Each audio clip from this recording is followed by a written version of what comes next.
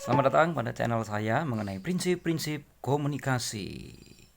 Menurut Brian, prinsip komunikasi dapat memperdalam pemahaman tentang komunikasi, mampu memberikan penjelasan lebih jauh dari beragam definisi dan hakikat komunikasi. Berarti bahwa komunikasi bergantung pada simbol. Simbol merupakan sesuatu yang digunakan untuk menunjuk sesuatu lainnya berdasarkan kesepakatan sekelompok orang. Terdiri atas 3 kategori. Yang pertama simbol lambang, yang kedua icon, yang ketiga indeks. Contoh daripada lambang, icon, dan indeks. Lambang bersifat sembarang, sewenang-wenang. Lambang pada dasarnya tidak mempunyai makna, manusialah yang memberi makna. Lambang bervariasi. Dapat dijadikan lambang bergantung pada kesepakatan bersama. Makanan, pakaian, tempat tinggal, pekerjaan juga bersifat simbolik. Berikut inilah contoh lambang simbol icon yang sering kita jumpai.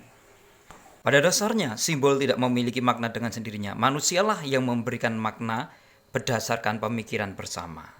Waktu maupun gelar mengandung makna tertentu. Misal malam 1 Suro, gerhana matahari, Jumat Kliwon angka 9, penggunaan gelar menunjukkan kesan prestisius. Sebagai dampaknya, manusia sebagai pengguna lambang akhirnya lebih mementingkan lambang daripada hakikat isinya.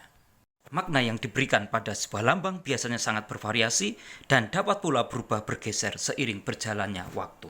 Prinsip yang kedua, setiap perilaku mempunyai potensi komunikasi, namun tidak berarti bahwa semua perilaku adalah komunikasi. Komunikasi terjadi bila seseorang memberi makna pada perilaku. Prinsip ketiga, komunikasi mempunyai dimensi isi, yaitu menunjukkan apa yang dikatakan, dan dimensi hubungan menunjukkan bagaimana cara mengatakannya.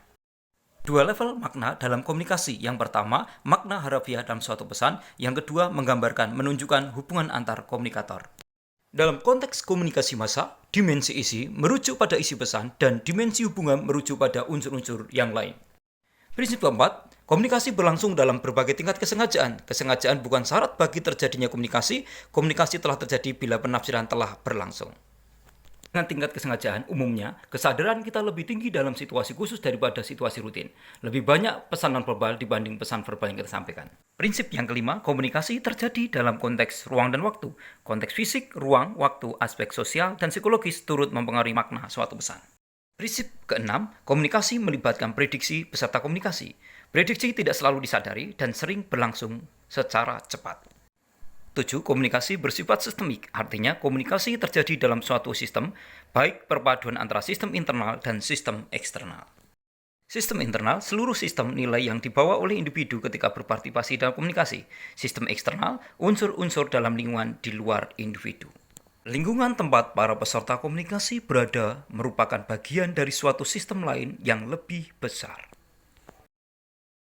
Prinsip ke-8, semakin mirip latar belakang sosial budaya, semakin efektif komunikasi. Kesamaan dalam hal-hal tertentu akan mendorong orang-orang untuk saling tertarik dan komunikasi yang terjadi akan menjadi lebih efektif. Menurut Roger, ternyata komunikasi akan lebih efektif pada kondisi adanya kesamaan-kesamaan daripada perbedaan antara peserta komunikasi. Stotland juga membuktikan bahwa orang mudah berempati dan merasakan perasaan orang lain yang dipandangnya sama dengan mereka. Prinsip ke-9, komunikasi bersifat non-sekuensial. Bicara tentang proses komunikasi berdasarkan bentuk dasarnya, proses bersifat dua arah atau timbal balik. Dalam hal ini, unsur-unsur komunikasi tidak terpola secara kaku, mungkin bisa acak. Dalam prakteknya, antara pesan dan feedback tidak lagi dapat dibedakan. Yang ke-10, komunikasi bersifat prosesual, dinamis, dan transaksional. Komunikasi tidak mempunyai awal dan tidak mempunyai akhir, komunikasi merupakan proses yang bersinambungan.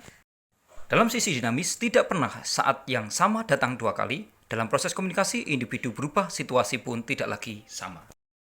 Pada proses transaksional, proses penyandian dan penyandian balik pada dasarnya terjadi secara serempak, bukan bergantian.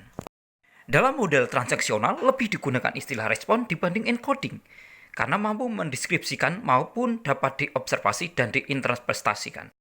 Para peserta komunikasi saling mempengaruhi satu sama lain, sehingga perspektif transaksional memberi penekanan pada sifat peristiwa komunikasi serentak dan saling mempengaruhi. Prinsip ke-11, komunikasi bersifat irreversible. Suatu perilaku adalah suatu peristiwa yang berlangsung dalam waktu dan tidak dapat ditarik kembali.